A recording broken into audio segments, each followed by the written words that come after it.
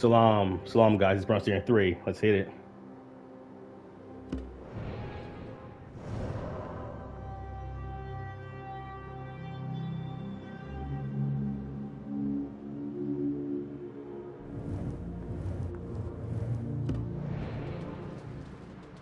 Travelers from near and far, do you hope to make your home here?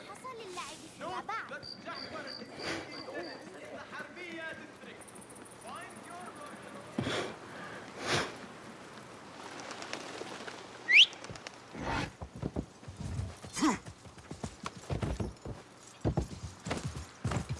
Yeah, you see this beast?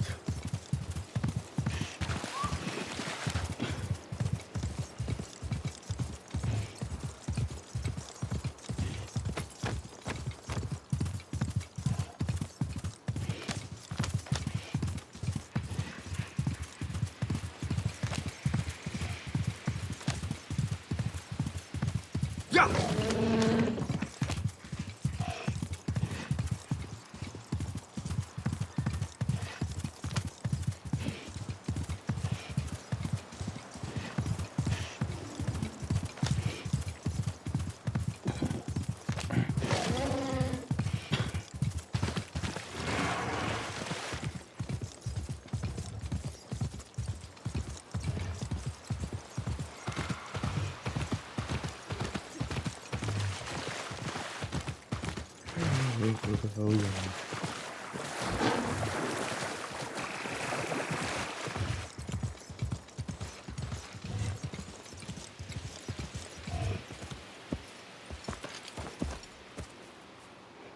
I need your help, my friend.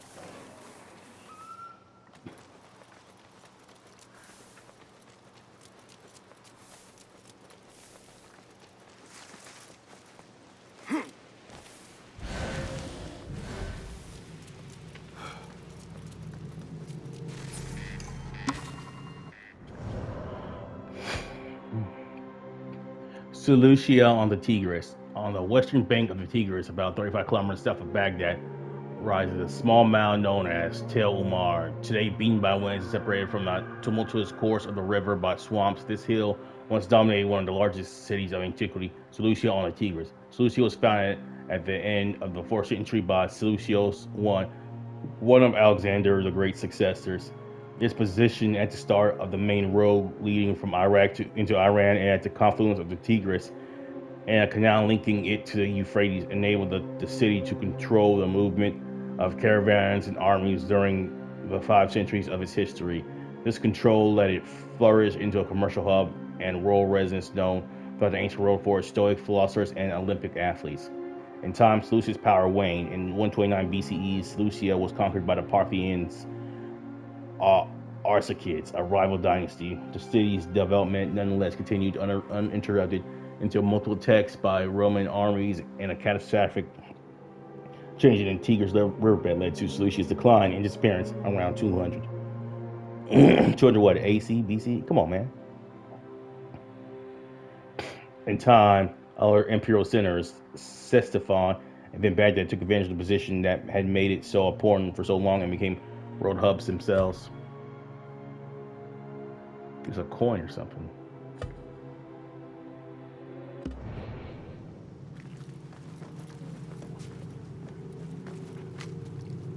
Are they coming? They ruled once, they shall soon rule again. They walk unseen in the dark between the lights. They are coming. The voices they scratch behind my eyes, tearing, twisting, breaking my thoughts. I can see nothing but their dark words. They walk unseen. Yog Sothoth. Yog Sothoth. Allah save me. What the fuck you talking about, bro?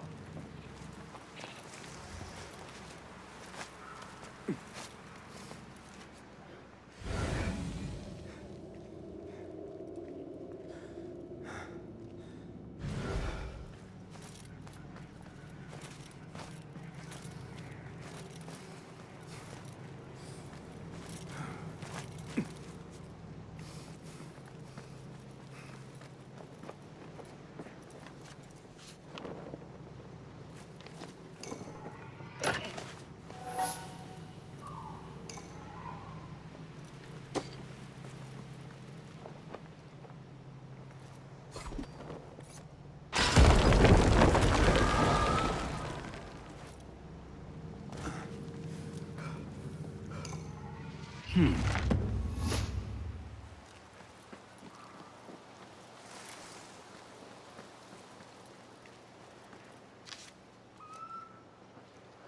growing dread is made of camp. I read the more fear it. It's been close to what I thought to be about the stars. It's much more and so much worse.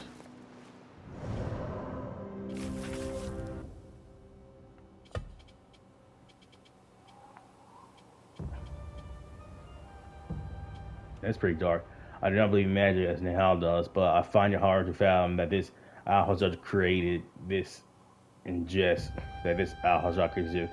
I'm attracted to impulse by incantations and dare not speak any of it aloud for fear the nameless horror described in this page will leap out into this world. It is foolish, I know, but there is something I cannot explain about this book there's something about this book that I cannot explain.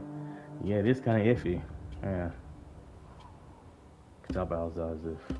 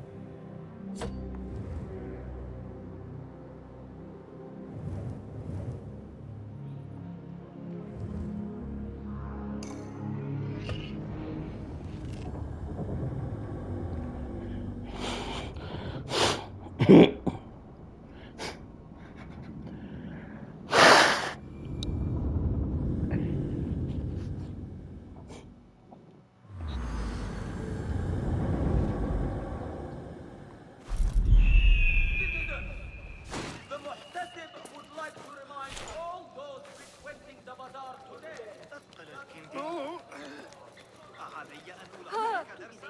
تحلى ببعض الأدب أيها الأبلة. لم أسمع إلا غناء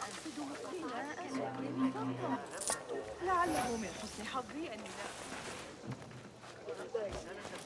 لا تسر فهمي. انتشرت الشائعات حول كالحارس العجوز يمكننا الذهاب لمشاهدة تدريب الشرطة.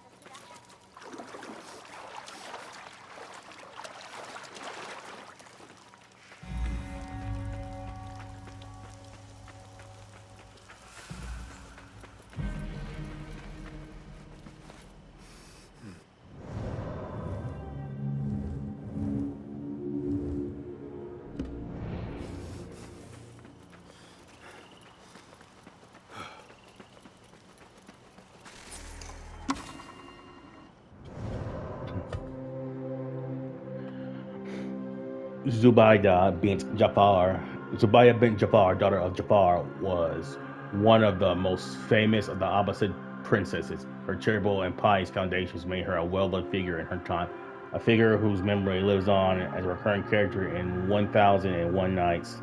Zubaydah grew up in the Abbasid court of her grandfather Khalifa al-Mansur. Legend tells that he chose her name Little Butterball. Oh, really? To describe how she was the best part of the family, just like butter is the best product of milk. After marrying her cousin Khalifa Harun al-Rashid, she became a powerful political operator and generous patron in her own right. Her most famous endeavor was the improvement of a pilgrimage route leading from Iraq to Mecca. later called the Darib al-Zubaydiyah, or Zubadiah's Trail. This was an important charitable project towards which she directed extensive resources. She built herself a large, lavishly furnished palace in Baghdad in which she hosted her own intellectual debates, poetry recitations, and theological discussions. At the death of her husband, her son Al-Amin succeeded him as Khalifa. A civil war soon erupted between Al-Amin and his half-brother Al-Mamun, with the latter gaining the upper hand and besieging Baghdad from August 812 to September 813. Zebediah supported her son throughout the siege, moving away from her palace, remained with him in the round city during the final stage of the fighting. In the end, Al-Amin was captured and executed. She was quickly exiled from Baghdad, but came back to the city after a few years. Upon her death in 831, she was buried in what is described as an unremarkable funerary monument, and became a frequently visited spot for pilgrims about to start the Hajj and wishing to thank its most famous opposite queens for her charitable works. That's sad. Fuck.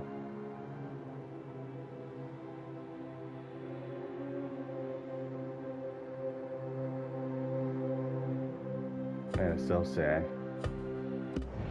Thank you, Zubadiah.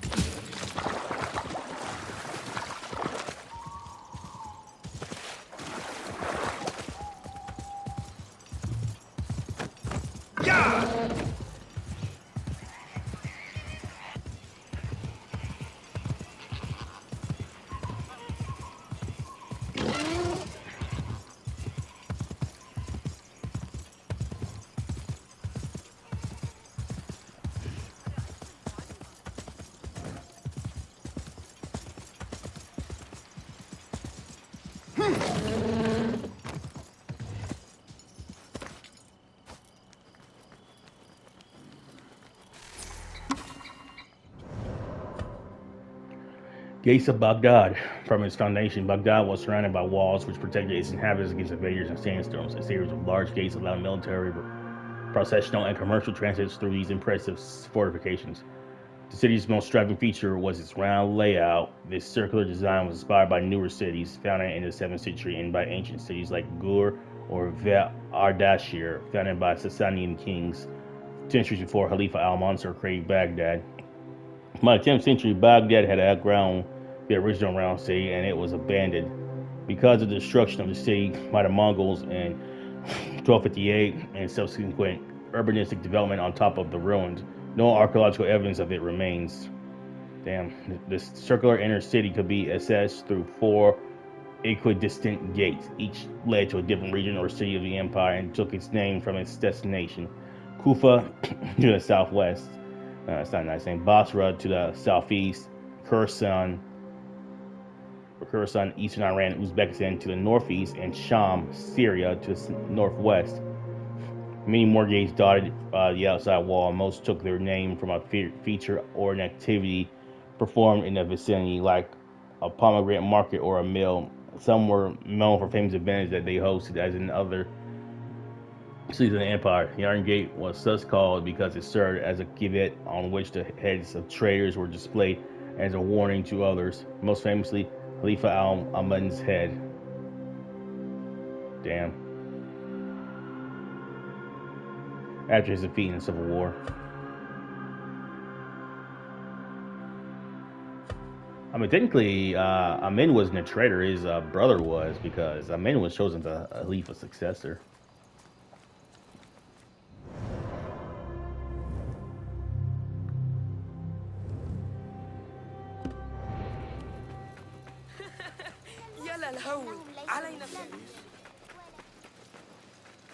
What? Keep your distance.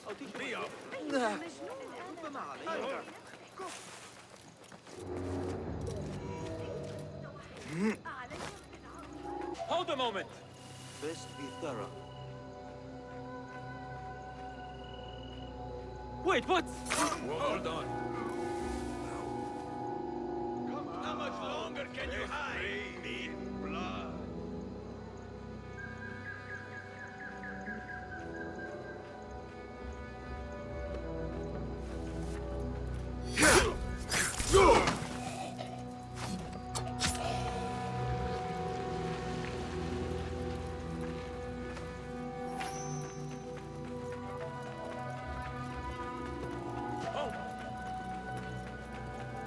You there. Hold on.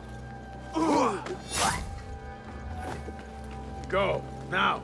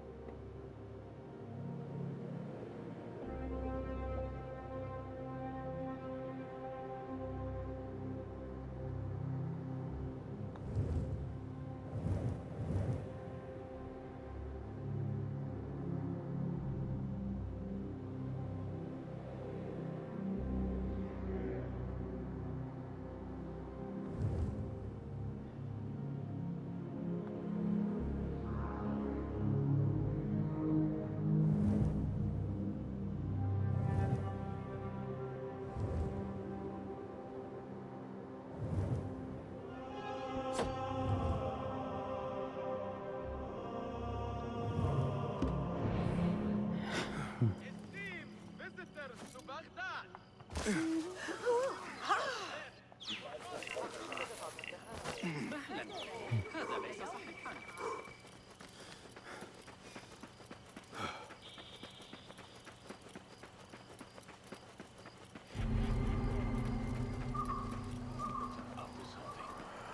Have you heard anything of the lady Cap?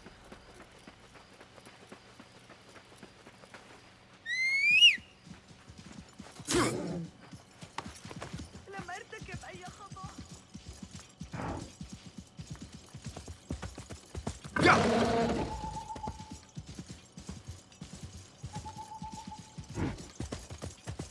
يلا.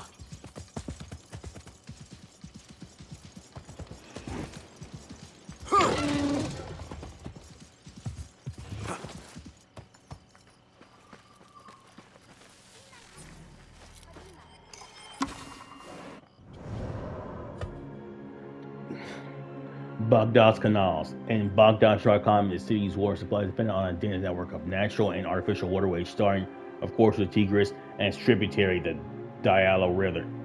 Added to these was a system of canals whose construction could be traced over millennia. and which was restored and expanded by the Umayyads and Abbasids. Around the city, this network was incredibly dense and went from large navigable canals to very narrow trenches. Some of the water was also provided by canals coming from Euphrates to the west. This massive system filled multiple needs. It provided the city with water necessary for daily consumption, hygiene, a sewer system, etc. It played a crucial role in irrigating the cultivated lands around Baghdad, turned them into the breadbasket of the city and its growing suburbs. Linked by canals, the Tigris and Euphrates were also essential communication and trading routes of worldwide importance, used to bring goods and people from the Indian Ocean to the Mediterranean region. Finally, the water system could easily turn into a useful defensive feature when needed. Most of the bridges over Baghdad were in fact on wooden pontons that could be disconnected or even destroyed in case of attacks. This useful system came at a cost. Maintaining it was extremely labor intensive, demanding ever increasing efforts from a large number of free and enslaved workers. Yeah.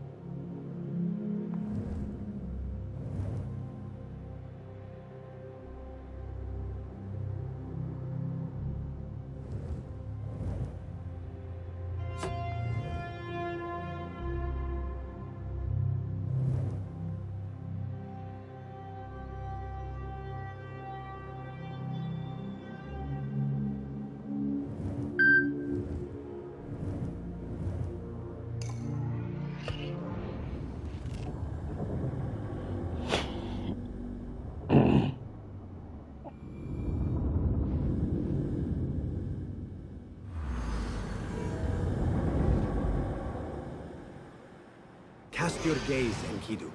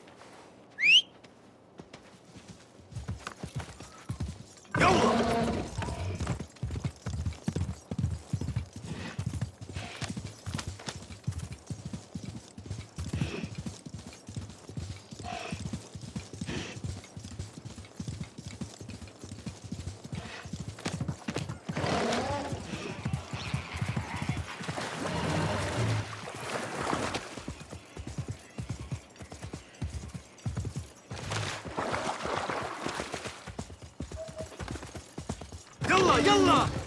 What? I've taken one. Fighting with the Amir of Baghdad back in 38.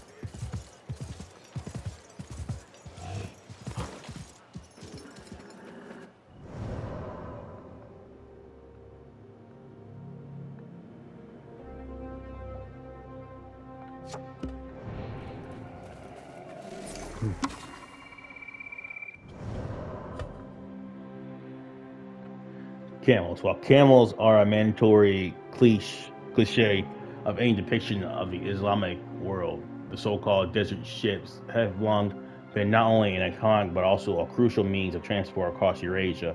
Camels were already a well-known method of travel during and quickly used from Morocco to China. Their wide padded feet help help them keep their balance on any path, while their fatty humps provided them with energy in regions where food was scarce. Moreover, camels could eat almost any plant, even thorny ones, and turn them into milk or meat for hungry caravanners. Wow. They also showed with great resistance to extreme temperatures and dromedaries. With dromedaries, one hump. Okay. More desert resistant and Bactrian camels, two humps. More tolerant to cold.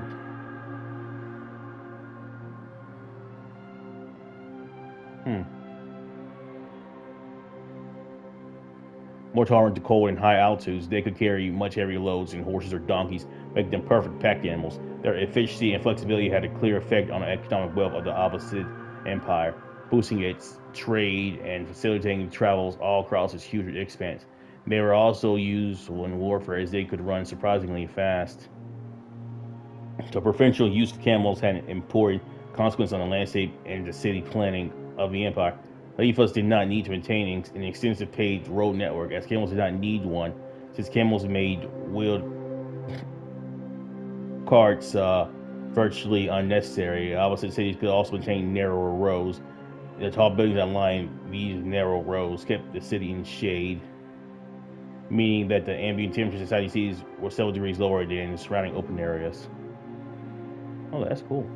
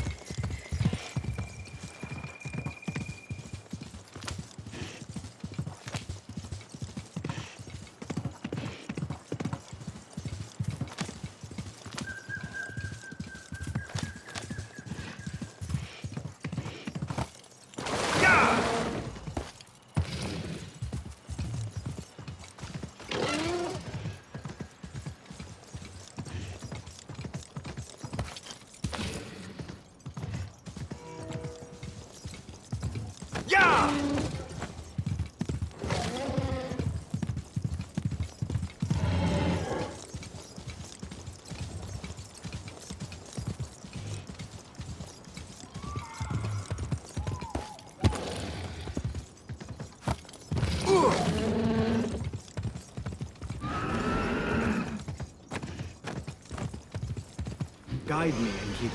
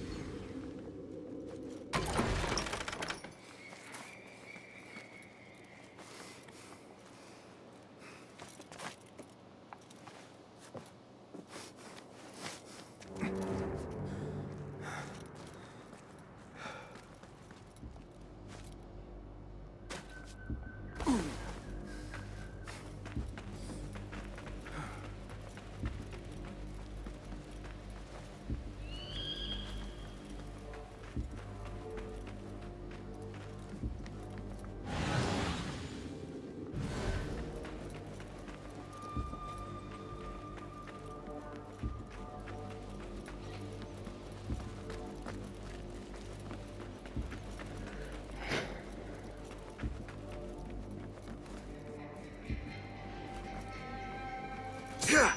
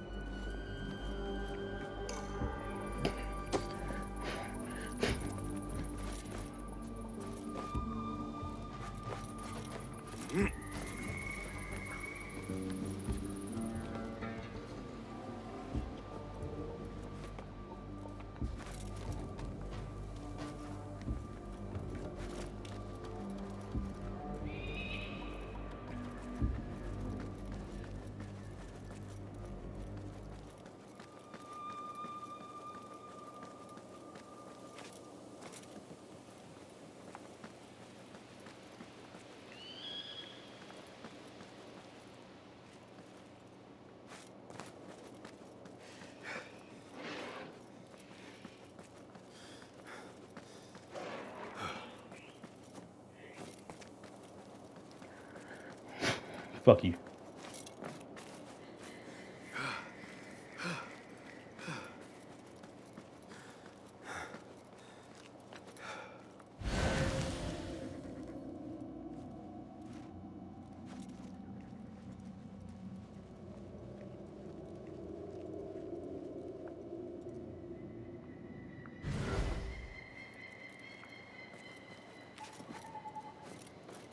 Fuck you.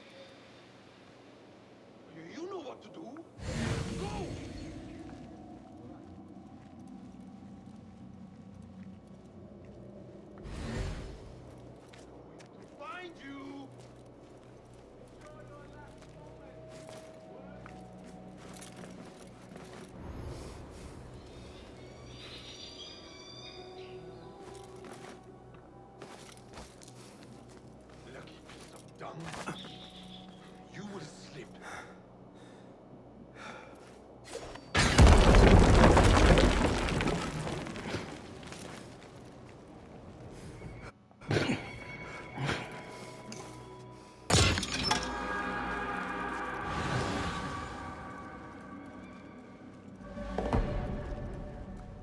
Which way?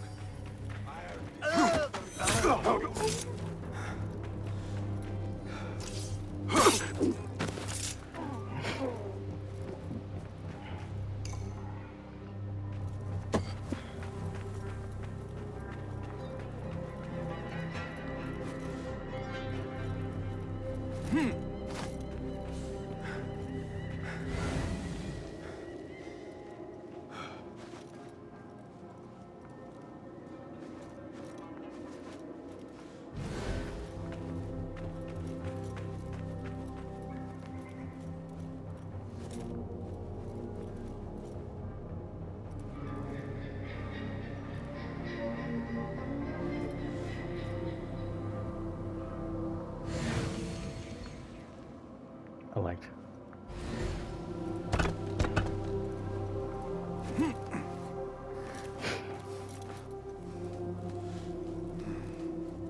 The fuck? She told me she liked. I was told I was liked.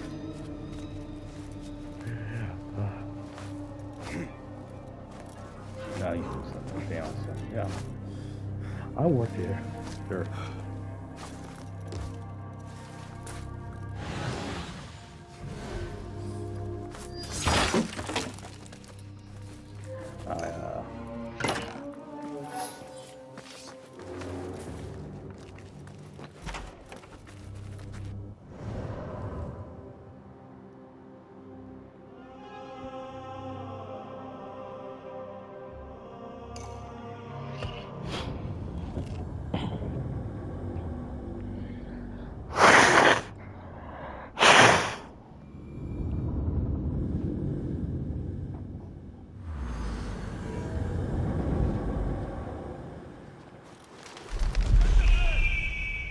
Do you fear your child may sicken? Are you anxious for their comfort? The Khalifa encourages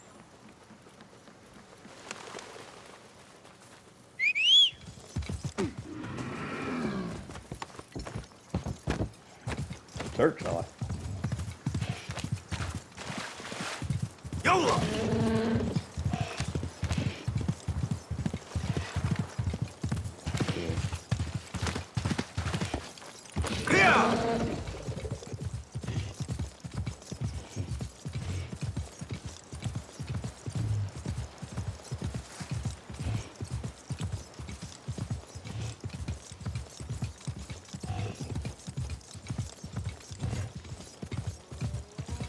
يلا يلا.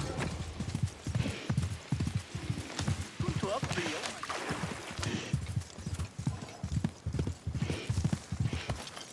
Yeah.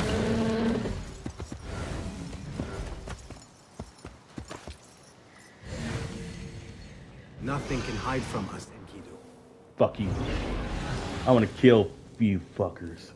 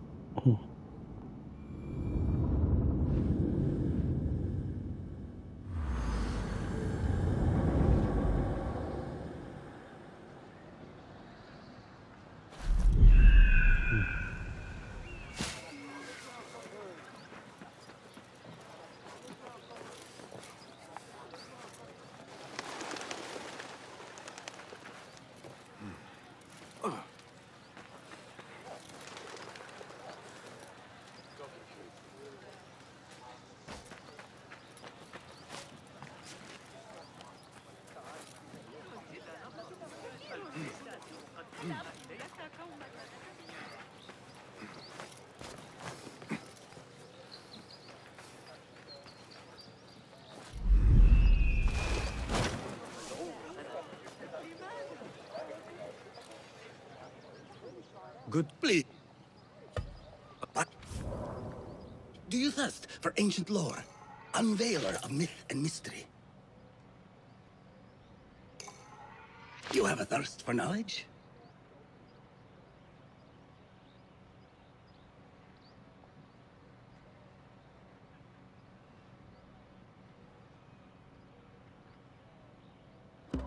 Is good.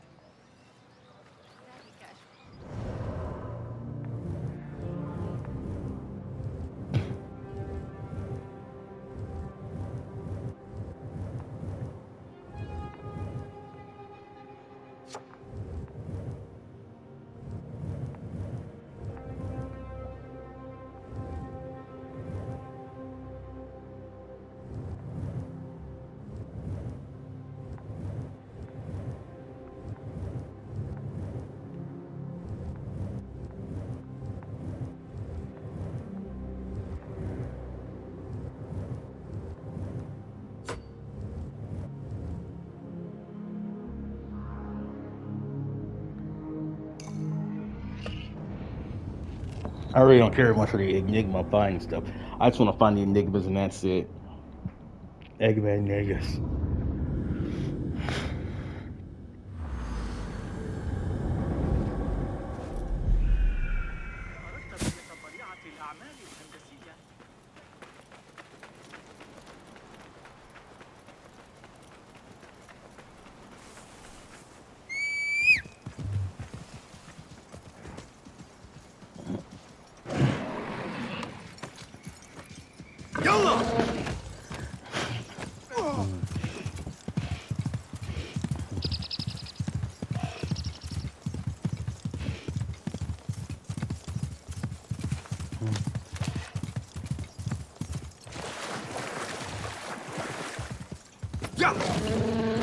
Oh, but they can afford to.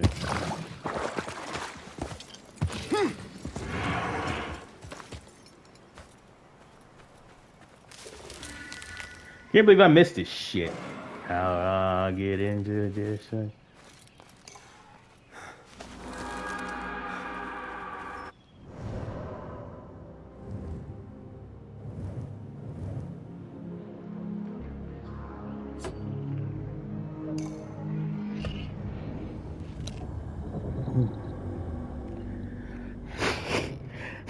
So you say I can't fucking.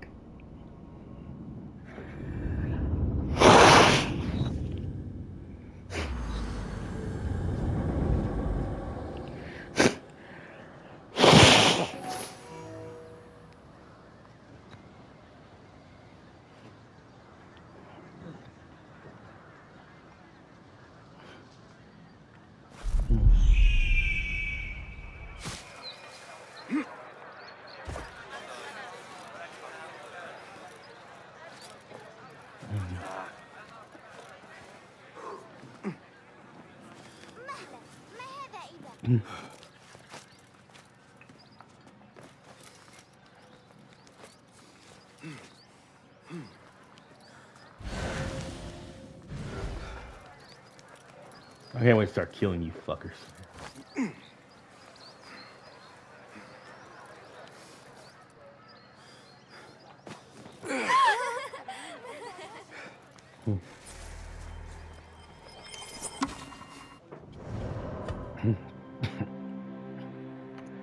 Pillars of Islam. Today, Islam is widely understood to be based on 5 pillars, core beliefs and practices that are shared to some degree by every Muslim. The first is monotheism and the assertion of it by the Shahada, a declaration that there is no God but God and that Muhammad is his prophet. To become a Muslim, one simply has to recite this statement with conviction. with conviction. The second pillar is prayer, performed 5 times a day at set times. The prayer starts with ritual ablutions of the hands, faces, and feet. Then, at the call of a muezzin caller, Muslims turn towards Mecca and recite verses of the Quran either out loud or silently. Not in a series of set positions and can pray anywhere, but should attend, if they can, a public prayer every Friday in a mosque to experience a feeling of fellowship. The third is almsgiving of a set amount. The third is almsgiving of a set amount of one's wealth in order to support less fortunate members of the community. The fourth is fasting from the first to the last light of the day during the holy month of Ramadan. It is considered a period of introspection on one's real needs and of openness to and compassion for the less fortunate.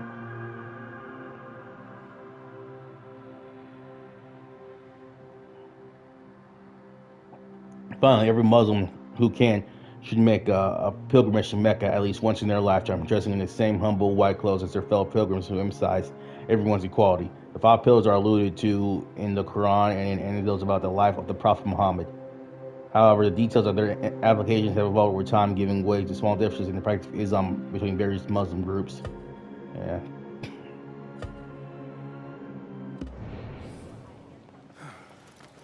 Got it.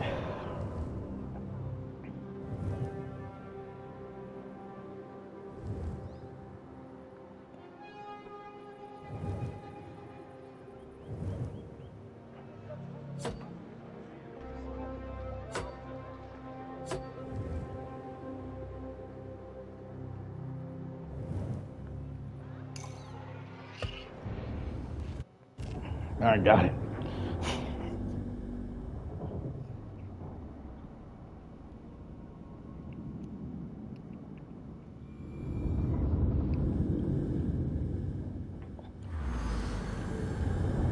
Why?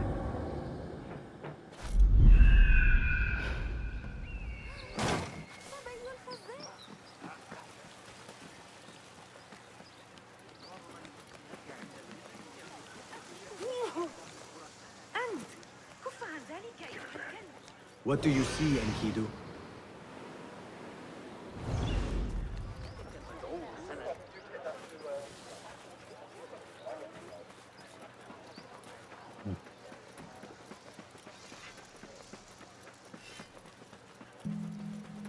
ما كان يجب أبداً.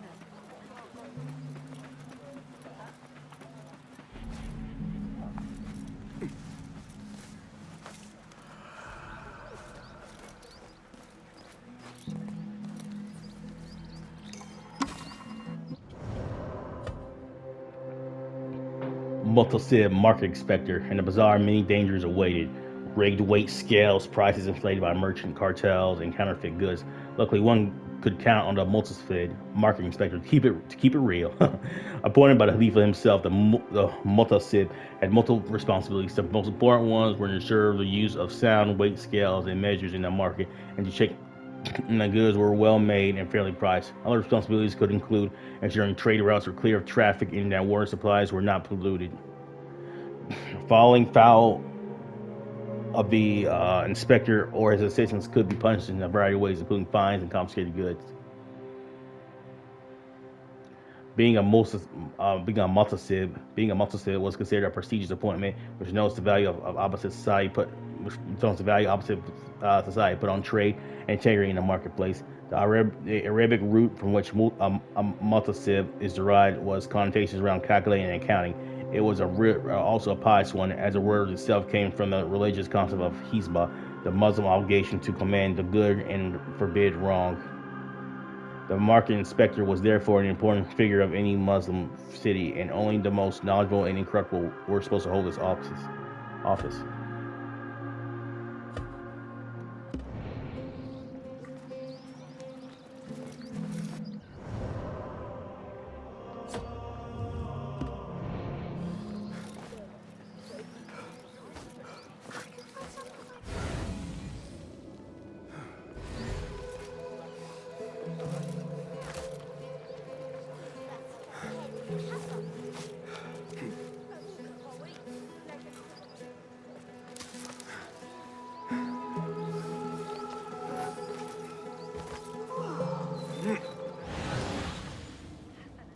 ليست فكرتي عن قضاء وقت جيد.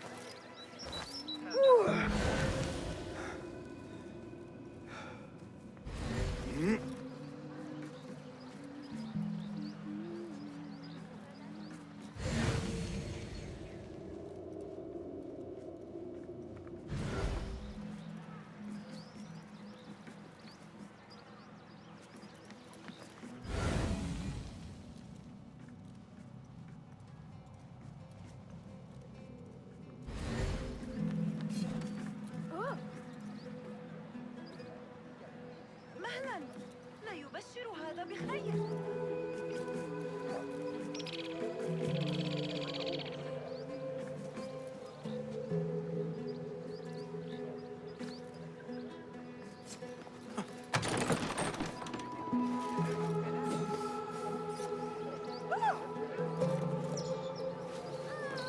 ما الذي يجري؟ احفظني من كل سوء.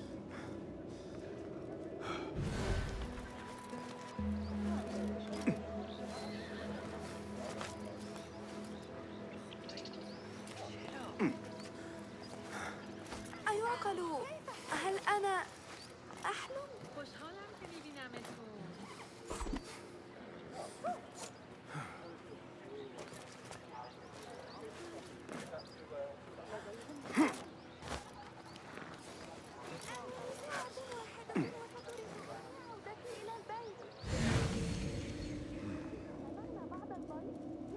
عمل دبس ووضعه على خبزنا. هذا المهر الأسود ظريف للغاية. إنه يحب التوت حبا جما. سأجعل الطريق أكثر لزوجة الليلة. لدي فترة العصر بأكملها غدا للعب كما أشاء.